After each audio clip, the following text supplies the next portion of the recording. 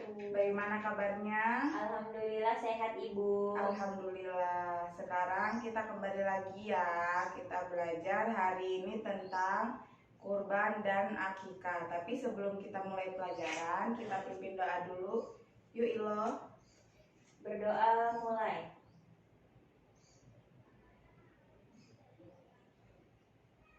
Berdoa selesai. Baik, di sini Ibu absen dulu ya. Ilo Maila Bitanti, Hadir Ibu. Indah Lestari. Indah tadi izin. Kemana? Izin kemana? Katanya ada saudaranya menikah Ibu. Gimana sih? Masa emang kan bukan dia yang menikah? Kan saudaranya Bu. Oh, Doni Doni kurang tahu. ngirim surat nggak si Doni ini? Nggak kirim. Gimana ini? Berarti Alfa ya si Doni bilangin. Ya sekarang kita mulai pelajaran kita tentang kurban. Apa itu? Ada yang tahu nggak apa itu kurban? Saya coba ya Ibu. Ya, Kurban itu adalah hewan yang kita berikan untuk disembelih. ya sedih. Ada lagi? Dan apa ya? Kurang tahu Bu.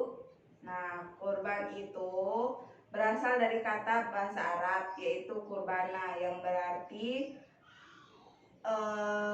fi'il mudhari. Fi'il mudhari itu fi'il yang diambil dari fi'il mudhari. Terus ada fi'il madi. Fi'il madi itu dia pekerjaan masa lampau. Jadi kurban itu artinya mendekatkan atau menghampiri. Nah, menurut istilah, kurban berarti menyembelih hewan yang telah memenuhi syarat-syarat yang tertentu dan niat mendekatkan diri kepada Allah Subhanahu wa taala.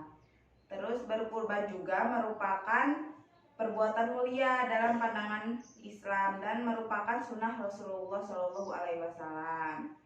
Terus hukum kurbannya adalah sunnah muakkad. Jadi apabila sunnah muakkad itu jika kita mampu kita harus berkurban, tapi jika kita tidak mampu jangan dipaksa, semampunya kita aja. Terus ketentuan hewan kurban, binatang yang boleh digunakan untuk berkurban, ada yang tahu nggak binatang apa? Saya Ibu. Apa ya lo? Sapi, Ya, kambing, ya, unta, ya. Apalagi? domba. Ya. Nah, ada juga hewan yang berupa bahimatul an'am. Terus juga ada yang memenuhi usia minimal ditetapkan syariat. Ada yang tahu berapa usia minimalnya? Nggak tahu Bu kalau usianya. Usianya itu minimal kalau sapi itu 2 tahun ke atas. Kalau kambing juga sama 2 tahun ke atas, unta juga 2 tahun ke atas. Kecuali ada perbedaan. Jadi kayak misalnya ada hambatan, tidak susah dicari yang umur-umur segitu, boleh yang di bawah 2 tahun. Tapi itu ketika urgent ya. Kayak misalnya dia susah dicari umur 2 tahun, jadi kita harus nyari yang muda gitu. Nah, terus tuh juga hewan-hewan yang termaksud musinah antara lain unta yang sudah berumur 5 tahun. Jadi unta juga itu termasuk hewan kurban. Terus sapi atau kerbau yang telah berumur 2 tahun atau lebih. Terus kambing yang sudah berumur 2 tahun atau lebih. Sifat-sifat binatang yang dikurbankan yaitu yang nyata buta sebelah. Dilarang berkurban dengan binatang seperti itu. Oh, binatang yang tidak boleh dikurbankan ya Bu, yang cacat. Ya, yang cacat kayak buta sebelah atau rabun atau kupingnya hilang sebelah atau tanduknya tidak ada sebelah, itu tidak boleh. Pokoknya binatangnya itu ya harus sehat, terus sempurna lengkap ya. Terus itu juga waktu penyembelihan. Waktu penyembelihannya itu setelah hari raya kurban 10 Zulhijjah setelah sholat Idul Adha hingga 3 hari setelahnya. 3 hari setelahnya itu 11 11 Zulhijjah, 12 Zulhijjah, sama 13 Zulhijjah. Terus daging utamanya diprioritaskan bagi fakir miskin. Jadi daging yang benar-benar daging itu harus kita sumbangkan ke fakir miskin. Tuh. Terus kesunahan dalam menyembelih binatang kurban. Ada yang tahu apa aja syarat-syarat menyembelih binatang kurban? Coba Ilo. Belum tahu kalau syaratnya. Belum tahu Mas, emang belum pernah melihat dipotong? Udah pernah, cuman nggak tahu yang syarat-syaratnya gitu Bu. Jadi kalau misalnya kita ke masjid pas lihat penyembelihan gitu, lihat-lihat aja. Oh, gitu. lihat-lihat aja ya. Iya. Jadi yang pertama itu syaratnya kita harus membaca basmalah. Setelah itu kita harus membaca sholawat Nabi. Setelah membaca sholawat Nabi, kita menghadapkan binatang itu ke arah kiblat. Nah, setelah sudah dihadapkan, kita membaca takbir. Takbir itu boleh sebelum basmalah atau sesudah basmalah atau setelah sholawat Nabi. Nah, setelah itu berdoa dengan meminta agar kurban dapat diterima Allah Subhanahu wa taala. Jadi meminta doa supaya kurban kita itu berkah dan diterima sama Allah. Terus hikmah dan keutamaan berkurban, yaitu mengenang peristiwa kepatuhan Nabi Ibrahim dan Nabi Ismail kepada Allah Subhanahu wa taala. Terus memeladani erat dan harmonisnya hubungan seorang ayah dan seorang anak, Ibrahim dan Ismail. Ada yang tahu nggak cerita Ibrahim sama Ismail ini? Coba ya Bu. Ya, Ilo. Jadi ceritanya itu Nabi Ibrahim alaihissalam mendapat mimpi. Wahyu melalui mimpi bahwa dia harus menyembelih putranya yang bernama Nabi Ismail alaihissalam. Ketika itu Nabi Ismail masih kecil ya Bu? Iya, masih kecil. Nah kemudian Nabi Ibrahim itu berdoa apakah benar gitu ini wahyunya gitu, maksudnya yang diperintahkan Allah. Kemudian Nabi Ibrahim ragu, tapi keraguan itu disemangati oleh anaknya ya Ismail itu. Disemangati, kata Nabi Ismail, kalau memang itu utusan Allah, saya terima dengan ikhlas jika saya harus disembelih gitu. Dan saat ini disembelih katanya nggak jadi apa gimana sih Bu? Lupa. Bukan nggak jadi, sebenarnya itu langsung digantikan sama Allah, itu dia menjadi kambing, seekor kambing. Jadi ya yang disembelih dia itu bukan anaknya, tapi seekor kambing gitu. Jadi kayak apa ceritanya itu kayak menguji ketabahan bapak terhadap anaknya Ya, ya. nah, pinter lo ini ya. Terus ada juga meningkatkan ukhuwah dan solidaritas sesama umat manusia. Jadi kan kok berkurban itu kan kita bisa bagi-bagi ke tetangga, terus ke fakir miskin, terus ke saudara, ke semuanya. Terus dapat juga mengatasi masalah kesenjangan ekonomi masyarakat. Dengan kita membagi daging itu kan kita mengurangi mereka dari rasa kelaparan kan.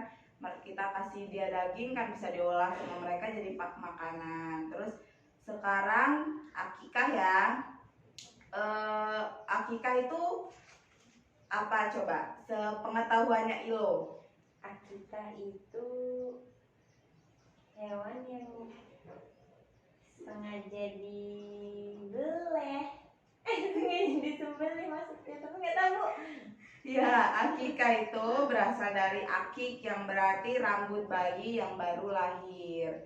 Nah, terus karena itu akikah selalu diartikan mengadakan selamatan lahiran seorang bayi dengan menyembelih hewan, sekurangnya seekor kambing. Nah, menurut istilah syara artinya menyembelih ternak pada hari ke-7 dari kelahiran anak, yang pada hari itu anak diberi nama dan rambutnya dipotong. Terus tuh juga ada dasar hukum akikah.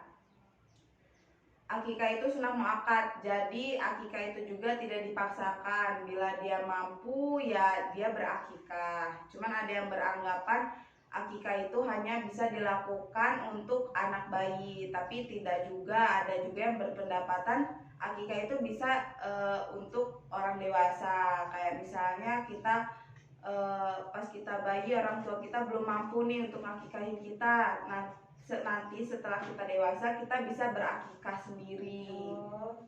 Jadi nggak yang harus wajib itu sunnah muakkad.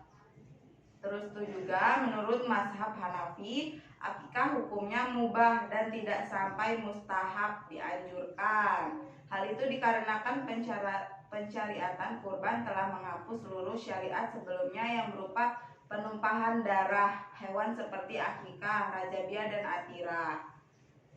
Terus ada ketentuan hewan akikah.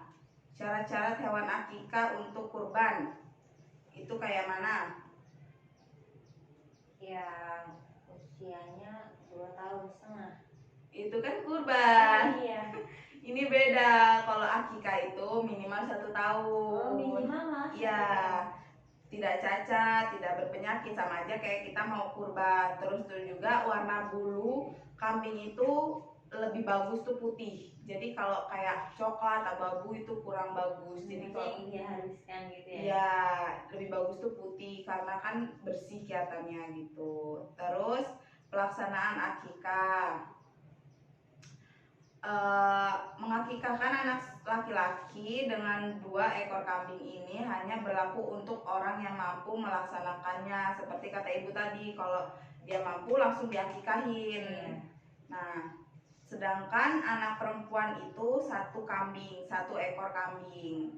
Nah, ini termasuk pendapat yang wasat, tengah-tengah, yang menghimpun berbagai dalil. Terus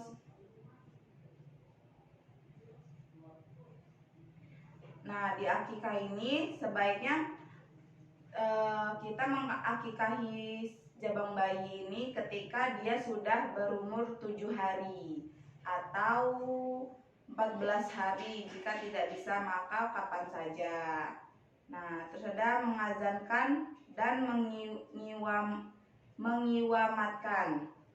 Jadi seorang bayi yang baru lahir itu kita bisa langsung mengazankannya, apalagi seorang bayi laki-laki. Jadi supaya apa? Supaya sang bayi itu mendengar ketika dia keluar, dia langsung mendengar perkataan yang baik. Kita kan mengazankan itu perkataan yang baik. Terus kalau perempuan itu kita bisa mengomatkan. Jadi kalau yang laki-laki mengazankan, yang perempuan kita komatkan. Terus memberi nama. Memberi nama itu ya sama kayak akikah. Jadi kita potong rambut, setelah itu kita memberi nama si jabang bayi itu. Nah, agar juga nama itu kan supaya kita mendoakan si jabang bayinya itu. Terus itu juga ada beberapa hal yang harus dilakukan dalam mencukur rambut bayi, yaitu diawali dengan membaca basmalah. Jadi nggak langsung potong. Terus itu juga motongnya itu dari sebelah kanan, nggak dari sebelah kiri. Jadi motongnya nggak asal-asalan.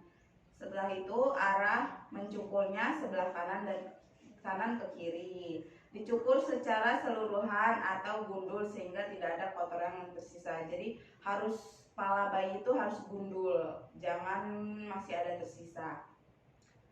Rambut harus cukuran ditimbang dan jumlah timbangan dinilai dengan nilai emas dan perak, kemudian disedekahkan kepada fakir miskin. Jadi setelah kita mencukur rambut bayi itu, rambut itu kita timbang. Setelah itu misalnya beratnya berapa nih, kita setarain sama emas. Misalnya emas 1 gram atau 2 gram itu berapa. Nah, kita harus menggantikannya itu dengan harga seharga emas. Setelah itu kita sumbangkan ke fakir miskin. Nah, terus tata cara pembagian daging akikah. Dalam pembagian daging akikah sama dengan pembagian daging kurban, namun ada beberapa perbedaan dalam daging akikah. Disunahkan memasak daging. Nah, kalau daging kurban kan kita ngasih mentah itu tidak apa-apa. Cuman kalau daging akikah ini kita harus mengolahnya dulu atau memasaknya dulu biar dia menjadi makanan. Jadi kita ngasih orang tuh udah dalam keadaan matang. Jadi orang tuh tinggal makan. disunahkan untuk memakan sebagian daging akikah serta menghadiahkan dan menyedekahkan masing-masing sebanyak sepertiga dari daging seperti hewan kurban. Nah, di situ kita juga makan tapi sepertiganya aja. Setelah itu kita bagikan kepada orang. Berarti dibagikannya itu udah matang ya, Be? Iya, dibagikan. Kalau kurban kan mentah. Iya, kalau kurban kan dia mentah. Kalau akikah tuh harus matang, harus yang kita olah. Jadi orang tuh makan hasil masakan kita gitu. Dari sampai sini ada yang pengen Ilo tanyakan tentang kurban atau tentang akikah? Manfaat akikah itu apa sih? Manfaat akikah itu kan kita sama aja mendoakan si jabang bayi, terus itu juga kita bersyukur atas kelahiran si jabang bayi, bersyukur kepada Allah Subhanahu wa Ta'ala. Karena kita udah dikaruniai seorang bayi yang lucu, yang imut, jadi kita menyambutnya dengan gembira, dengan hati yang senang, dengan kita memberi nama, terus mendoakan, memotong kambing, itu perbuatan yang baik. Kemudian kalau misalnya sampai dia dewasa belum diakikahi, apakah itu tidak apa-apa gitu? Maksudnya apakah ada yang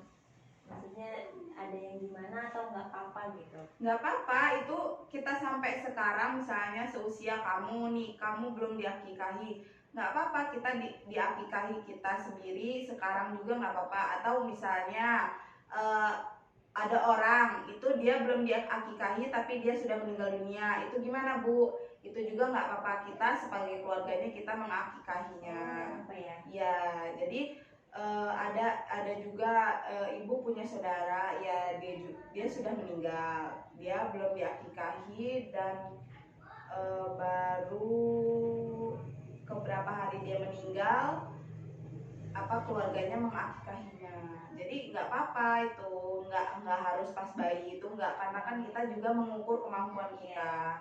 Semisal kita mampu untuk mengakikahi sewaktu bayi itu keluar, ya kita langsung mengakikahi, jangan ditunda-tunda. Ada ibu tanya lagi ya, apa aja syarat-syarat hewan kurban yang tidak boleh disembelih? Hewan kurban yang tidak boleh disembelih yaitu hewan yang memiliki cacat fisik. Yang kedua adalah bila umurnya belum mencapai yang syarat yang ditentukan. Syarat yang ditentukan tuh berapa? 2 tahun ke atas. Ya. Nah, seperti itu. Jadi kalau usia yang 2 tahun di bawah 2 tahun itu dibolehkan, tapi saat yang benar-benar urgent. Jika tidak, harus mencari yang 2,5 tahun gitu. Kemudian yang paling identik adalah tidak boleh berkurban dengan hewan yang memiliki cacat fisik.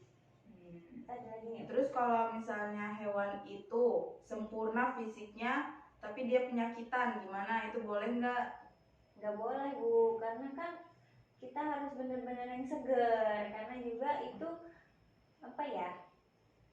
ya karena mau dibagiin juga, masa kita mau sedekah yang sakit, nanti takutnya dimakan orang ada dapat penyakit. Ya, pinter lo ini. Tadi kayaknya ngantuk-ngantuk, sekarang udah nyambung ya lo. Udah seger.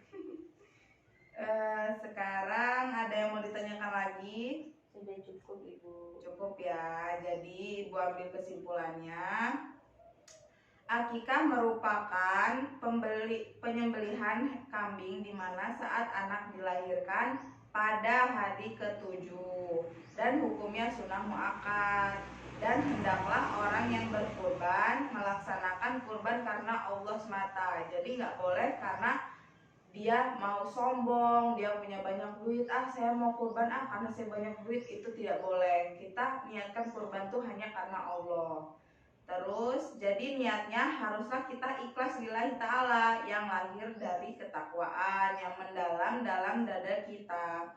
Kita bukan berkurban karena ria, tuh yang kata ibu, agar dipuji orang sebagai orang kaya, sebagai orang yang terpandang, sebagai orang yang mampu, orang dermawan, atau politis yang peduli rakyat dan sebagainya. Sungguh yang sampai kepada Allah Subhanahu wa Ta'ala adalah adalah takwa kita, bukan daging dan darah kurban kita. Jadi yang diterima Allah itu karena niat kita, bukan hasil kurban kita atau daging hewan yang kita kurbankan atau darahnya, itu bukan, tapi takwa dan niat kita.